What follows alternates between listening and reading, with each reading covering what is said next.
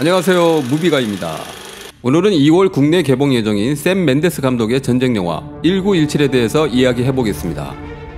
이 영화 분위기 심상치 않은데요. 지난 12월 북미 개봉하자마자 박스오피스 1위를 차지하더니 얼마 전 제77회 골든글로브 시상식에서 기생충 조커를 제치고 작품상과 감독상을 차지했습니다. 또한 2월에 있을 아카데미 시상식 10개 부분에 노미네이트 되었고 전미 비평가협회 선정 올해의 영화 탑10에 선정되었으며 북미에서 개봉하자마자 지금껏 본 적이 없는 새로운 비주얼과 한계를 넘어선 영화로 언론과 평단에 강렬한 충격을 안겨주며 폭발적인 반응을 이끌어내고 있습니다. 이렇듯 이미 해외에서 호평 세례가 이어지고 있는 만큼 무비가이한테도 올 상반기 최고의 기대작입니다.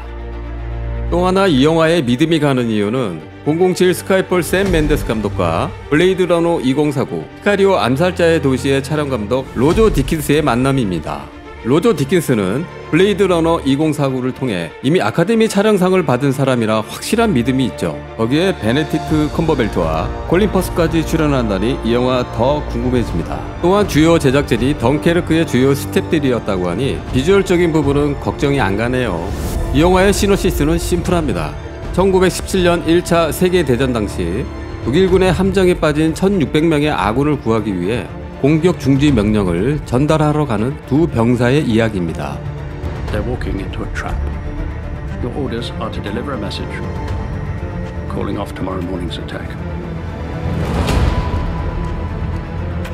If you fail, it will be a massacre. 적진을 뚫고 전쟁터 한복판을 달려가는 두 병사가 하루 동안 겪는 사투를 그린 영화인데요. 신혼만 봤을 때는 사실 굉장히 단순한 스토리여서 별로 보고 싶은 마음이 안 드는데요. 하지만 우리가 주목해야 할 점은 지금껏 본 적이 없는 스타일의 영화라는 겁니다.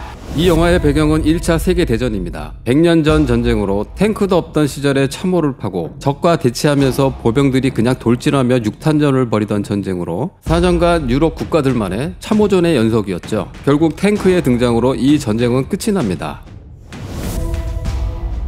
샘 맨데스 감독은 이 전쟁에 참전한 할아버지의 말을 듣고 영감을 얻어 이 보병들의 이야기를 영화로 만들겠다고 결심했다고 합니다. 여기에서 감독이 연출력을 발휘하게 되는데요. 샘 맨데스 감독은 이 영화에서 각본, 제작, 연출까지 1인 3역을 하면서 1차 세계대전에서 가장 고된 시간을 보냈을 보병들의 정체성에 집중을 했고 하루라는 긴박한 시간 속에 전장 한복판을 뚫고 가는 보병의 시점으로 카메라가 계속해서 그들을 따라가며 리얼리티를 보여주는 연출을 택했는데요. 그는 처음부터 1917 영화 전체를 원테이크처럼 보이게 할 것이다 라는 공언을 했습니다. 즉 리얼타임 롱테이크로 연출하겠다는 말인데 영화사의 전무후무한 일이죠.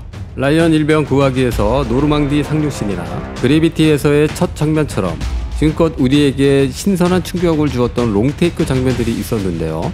이 영화의 대부분의 씬들에서 카메라는 전장 속 보병을 최대한 근접해서 따라가며 롱테이크로 찍고 절묘하게 씬을 이어붙여서 영화 전체가 마치 원테이크처럼 보여지게 했다는 점에서 정말 놀라움을 금치 못할 것 같네요. 지금 보시는 장면처럼 미국에서 공개된 클립만 보더라도 기대감이 폭발합니다. 그의 연출력을 통해 보시는 것처럼 전쟁 씬의 화려함을 보여주기보단 근접된 촬영으로 마치 전쟁터 한복판을 걷는 듯한 현장감과 어디에서도 본 적이 없는 비주얼을 만들어냈으며 관객들에게 지금껏 보지 못한 신선한 충격을 주었다고 합니다. 원씬 롱테이크는 여러 번의 리허설과 철저한 동선의 계산과 배우들의 합이 맞지 않으면 불가능한 촬영으로 이 영화의 촬영감독 로저 디킨스는 천재성을 발휘합니다. 그는 인공 조명을 최대한 줄이고 자연광을 잘 담아내서 리얼리티를 살려내는 장기가 있는데요. 이미 시카리오 암살자의 도시에서 그걸 입증했었죠. 예고편만 보더라도 자연광으로 전장의 서늘한 분위기를 담아낸 건 기본, 어두운 참호 속을 아른거리는 촛불 하나로 의지해서 찍어냈듯이 시간의 흐름을 따라가면서 촬영 전반에 걸쳐 씬을 이어나간다는 것은 불가능해 보이는데요. 분명 이번 영화에서도 남다른 이미지를 만들어냈구나 확신할 수 있습니다.